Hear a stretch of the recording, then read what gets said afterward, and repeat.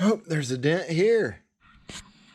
Oh, this is my least favorite dent right here. Oh, and there's another dent right here. So hey guys, welcome back to the channel. As you can kind of see, we're going to be back on the 72 C10 in this video. Got a couple of little dents and dings that I want to go in and do some body work on, clean them up, prime them, and paint them so that the front half of our truck is nice and got all clean paint and no dents or dings on it. We still need to bed line the inside of the tailgate from when we painted the bed. Kind of all little wintertime projects, but I don't want to wait until it gets super cold out because I don't have a nice heated booth here at my house. So, hey, let's get this thing over on the lift.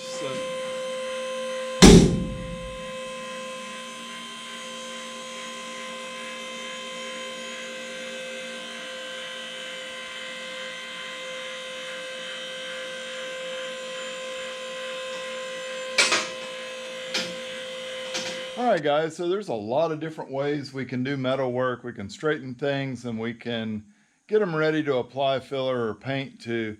This is what we're going to use on the C10 today.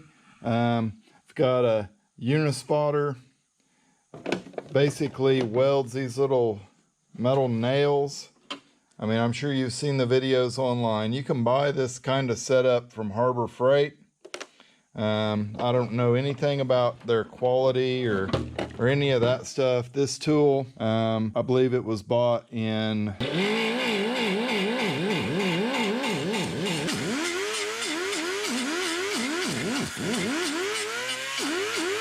so you do have to have a big enough spot ground where so that this and the outer rim of this will touch bare metal. Then you can just poke this dude on there in a low spot. Let it angle over and touch metal. And then there you go. That's showing you that we don't have quite a clean enough surface there. We'll go ahead and clamp on and pull this one first. All right, so we hook on, then twist the back of the handle to tighten it. And we're good there. Show you another little trick. Cool trick. I've got a pair of, these are actually Channel Lock brand. They're angled. That doesn't matter. Any pair of wire cutters will work. What I have done to these is I've taken and I've ground the back of it to thin this out so that the actual surface that it will cut, it'll almost cut flush with the metal that you're working with. But I don't cut these. I just take them and I grab a hold and I squeeze and I twist and they pop right off. Okay. You have to be careful. If you weld them on too tight, you can't actually twist a hole in your metal. But then yeah, we can just reuse this nail over and over. So let's keep going. I think the most uses I've ever got out of one was 7, which that's quite a few. So I'm just going to pull this one more time down low, and then we'll pull this spot over here, and then we're going to move on to some body fill. All right, so like I was showing before, this slides on. You hold on to the nut and the pulling weight, twist the handle to tighten the collet up on your nail, and then that's all it takes right there. It's a lot of effort, kind of, but we want to get this pulled out as much as we can so we don't end up with high spots showing around and everything. All right, that's 2 reuses on that one nail. Let's go for another one.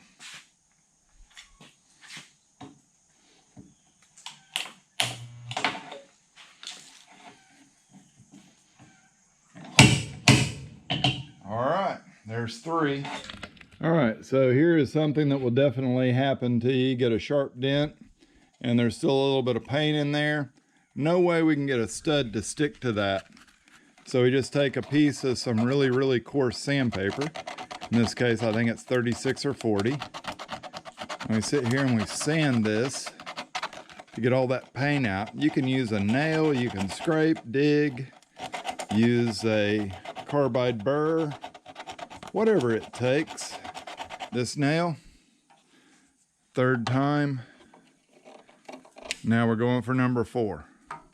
I have had to take these and regrind the end of them to get them nice and shiny, but they still keep on working.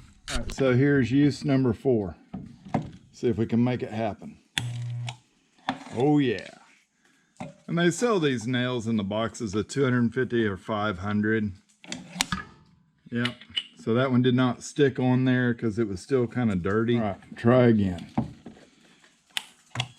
Yeah, it feels welded on. See if it'll actually pull. No, right, we're just going with a brand new nail this time.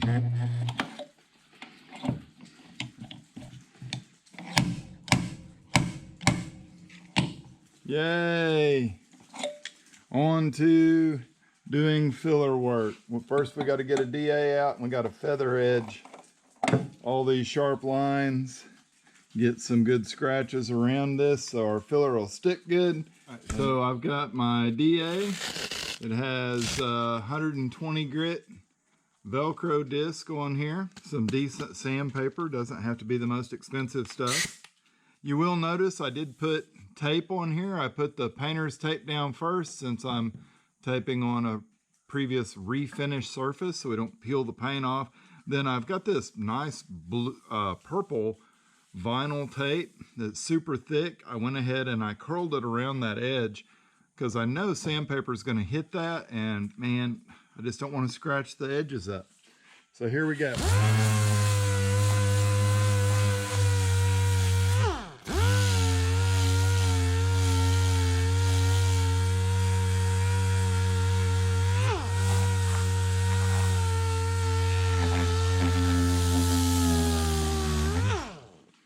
So, you might ask yourself why? Why all the sanding? Why all these steps? Well, this now has a feather edge on it, so it doesn't have the sharp line from the grinder anymore going right up to the edge, and then it has shiny paint. Now I've got this thing feathered so that we can wipe filler. We'll go back and grind the deepest of the dented areas so that we get really good adhesion for our body fill there. And we can go back, and if a little bit of filler goes over the edge of the paint, we know the paint's sanded. So everything's going to stick good, it's going to tie in really good, and we can move on with our repair process.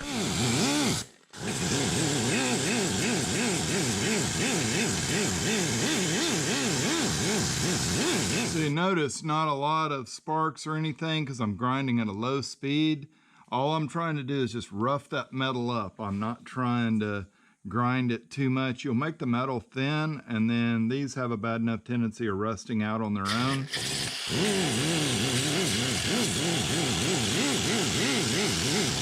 The grinder will spin a lot faster than what I'm spinning it. That's what I'm trying to say. So I am using the Rage Ultra body filler. I mean, if you watch very many of my videos, this is the same stuff that we used on the Uncle Bob, the old 35 Chevy, to get it going. Rage Ultra, made by Evercoat. If you can get this in your area, this is a really good body filler. I've had several people give me advice through the years as I'm purchasing and I'm on what to use. They say if you take the absolute best body filler out and you take the very worst body filler out, and you're looking at every body filler on the market, all those that are in the middle of that, they're pretty equal in their performance and what they do. I don't know where Rage Ultra falls. I think it's probably not the most expensive. I know that. They actually have this stuff today that as it hardens, it changes color, and that's pretty wild. So here I'm kneading my hardener. I stirred that filler up really good. Kneading this hardener up. I am mixing. All right, don't you hate it when the battery dies right in the middle of what you're saying? So cardboard actually can soak up the resins from the filler. A lot of times, you know, you're mixing such small quantities, it's super tempting and easy just to grab that cardboard, mix it on it, then you throw the cardboard away. They make all different manners of stuff to mix filler on. I use this just because it's cheap and it's easy. If you're worried about it soaking up resin, go ahead and mix up some filler and just spread it over your cardboard. Let it dry, get hard, then sand it. Then you're no longer mixing on cardboard, you're mixing on body filler, and that kind of defeats the purpose of it being one use and throwing it away. It also defeats the purpose if you're doing what I'm doing and just keep mixing it and kind of cleaning it up. I don't feel like I'm wasting any time because I'm waiting on this filler to get dry enough to sand. So, hey, let's keep going around this truck and straightening stuff up. All right, on this side of this truck, we have a dent right here. It's the same deal as the other side. It's all because of this lift arm right here. And we're gonna do the same deal. We're gonna grind it. We're gonna put a couple studs in there. We're gonna pull it out. And then we're gonna skim coat it with filler. The thing that I don't like about this is now I've got to paint this cab corner. My bed is on my truck. So I'm going to end up having to deal with this back in here. I think I'm going to just spot repair this, and I'm going to burn in my clear right up here at this line and try not to paint that whole cab corner because it really doesn't need it. And we got enough other little touch-up things to do around on the truck. I don't want to be wasting a ton of time. We got a car show to go to on the 23rd of October, so we want to make sure we have our truck cleaned up and ready to go.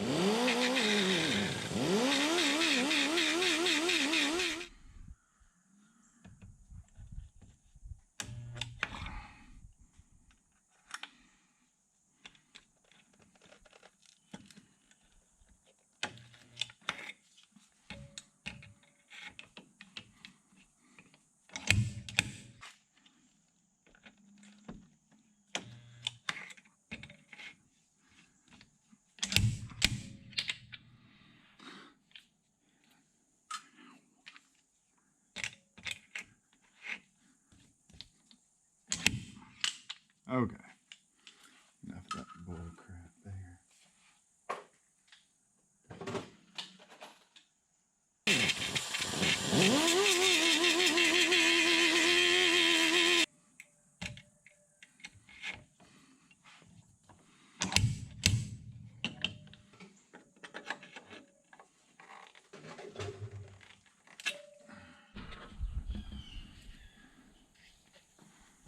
All right. So let's try this again. I got a new battery, so the camera's not going to die on us. Put a healthy amount of hardener in there for no more filler than I have. It's about an inch long bead, and I don't know if you were measuring that, that's like probably a 1/2 to 3/4 of a golf ball size spot. That's kind of how I learned to mix it. There is actually some kind of numerical mixing ratio on the body filler, but how are you going to put this into a mixing container? 3M, in their infinite wisdom, they've developed a cartridge that it comes out pre-mixed, ready to apply it, mixes it in a mixing nozzle. It's pretty expensive, and I don't think it's any better than this filler as far as quality. So you can see I went back, I got her all sanded up beautiful, and now we are making sure our filler has no streaks or anything in it. First application, I'm squeezing that stuff tight into all those scratches. Think of tinning a wire before you solder it, tinning metal before you apply lead. We are scraping and pushing that in to tin the metal so that we're sure our body filler gets a good bite in there. Seems like a simple deal, but I see guys just gobbing on tons of body filler. See it all the time, and it's not really what it's for. It's made to fix small stuff. And, you know, skim coat entire sides of show cars, I guess. So, here we go. We are getting it applied, and that's good. We let that dry, and we will come back and sand it in a bit. All right, guys, so I did protect my other parts with a little bit of tape right here.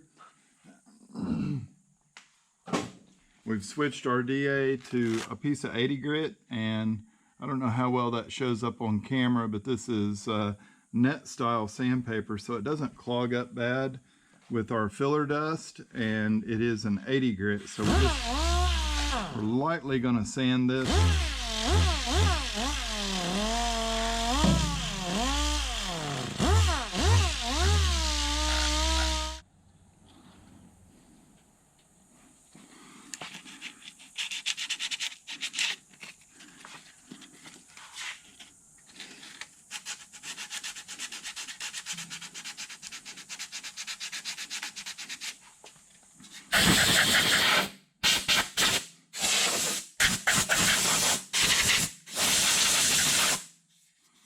Okay, so now our filler is all finished. You saw 80 grit, then 180, and then I used a foam sponge that's equal to 320 to finish out all around the edges.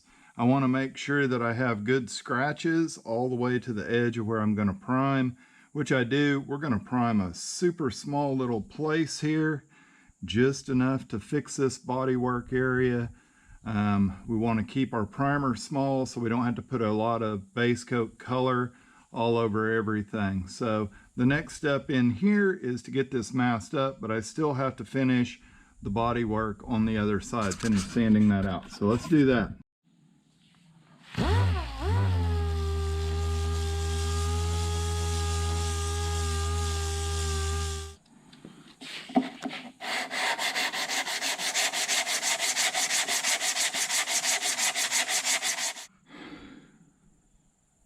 All right, so second side all finished.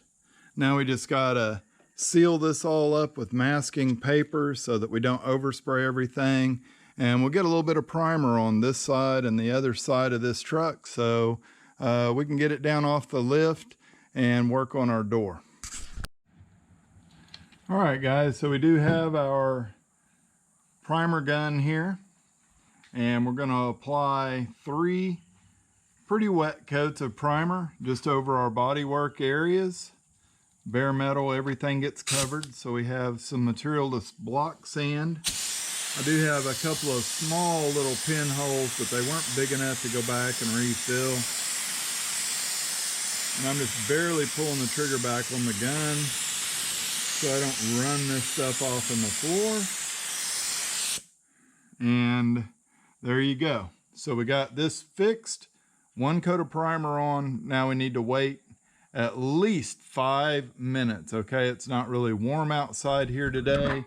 You can even see at the Hog Shooter National Headquarters, it's overcast, about 77 degrees and really high humidity. So I would rather prime this when it was a little bit hotter, but like I said earlier in the video, I'm trying to get this thing done before it really cools off. And I've got this vehicle right here that needs to be delivered back to a customer. Yeah, we do some late model work as well as the classic cars here just to pass the time, make a little extra money.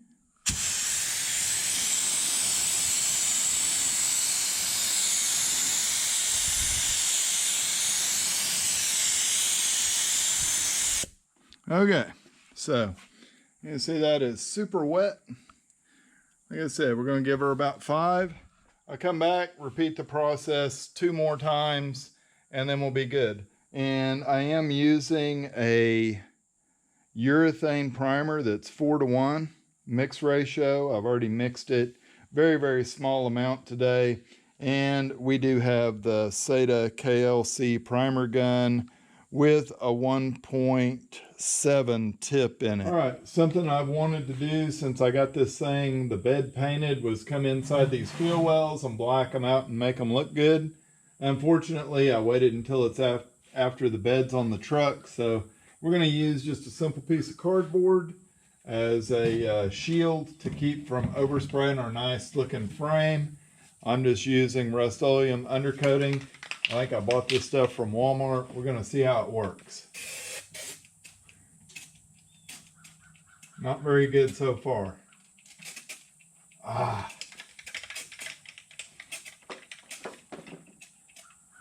right, that didn't work. Might have to go in and use the old blowgun to clear it out, get us a good tip on there that'll really spray. That's frustrating.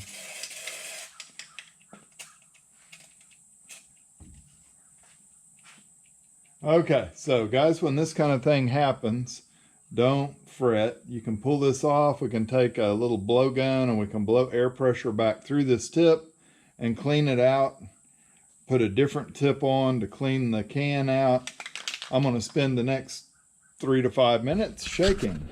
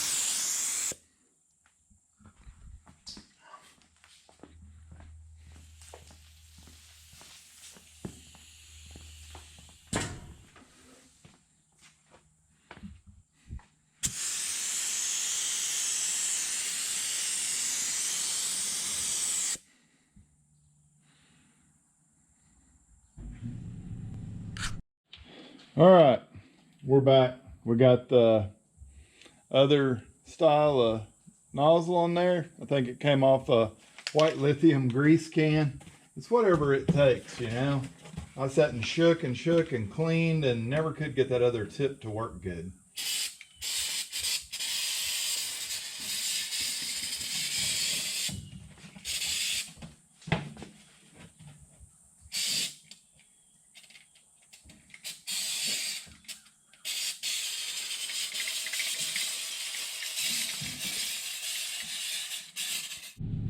All right, so we did the unthinkable and we got a run. I've got a fresh piece of tape right here. The run is still fairly wet, so we're gonna pull that out, and you can see it just grabs just what's the wettest, and that is it. Now, why would I bother, since it's primer and it's gonna be sanded anyway? Now, that run is all solvent in there, or it has solvent more so than the rest of it. So what'll happen is, as I sand this and I prep it and I paint it a month or so later, all that solvent will evaporate out of my primer and I'll have a run that shows up in my paint. So we need to go ahead and get the excess out of it right now. I'm gonna let it flash good, and then I'm gonna take that hot light and I'm gonna set it right up here so that that area gets hotter and that solvent is sure to come out of there. All right, so why didn't you guys tell me that this was wrapped up around the guard up here and it was getting everything super hot? We just about cooked our cord. So what I've done is set this halogen lamp up close, but not too close. I mean, these things, the radiant heat off of them, they can get stuff super hot and actually cause your primer to bubble. We don't want to do that. We just want to get it hot enough that it's going to go ahead and get those solvents out of where we got our little run, and we should be in good shape. We got to let this sit for at least 3 hours before we start messing with it anymore. So let's go do something else.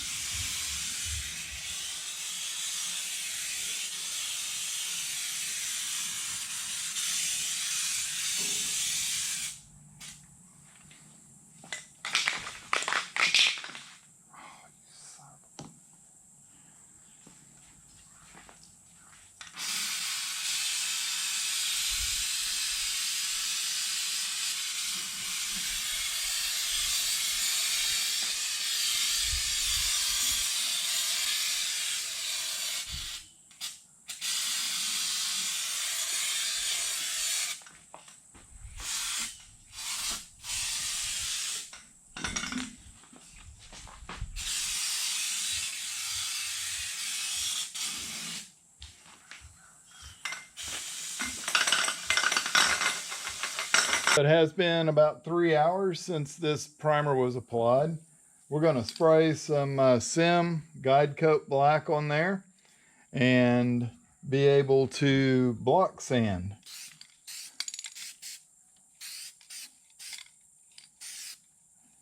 So I like to use this product rather than aerosol paint because it just dries super fast and it doesn't clog up your sandpaper. You definitely want to wait as long as you can before you put your guide coat on, just because the solvent from the guide coat soaks into the primer, and then that makes it take longer to block the guide coat off. You could be blocking guide coat that didn't even need to be there because simply it had soaked into the primer. So.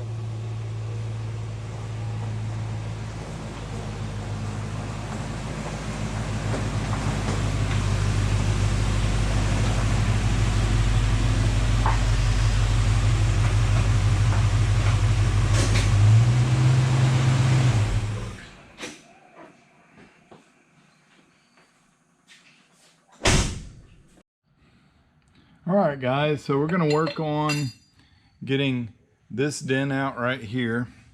And I think what I can do is I can use this little handy nail bar and slide it in between the skin and the door frame right there, pry out, tap this down. All we need to do is just get that out a little bit more and we'll be good for filler there. So let's try that out.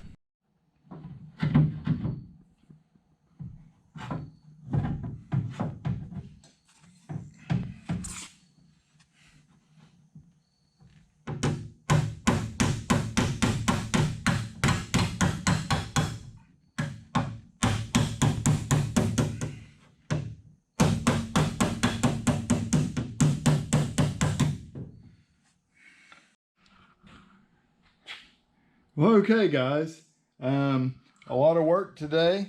Got this all straightened out, body filled, feathered, finished out with 320, ready to spray some primer on it.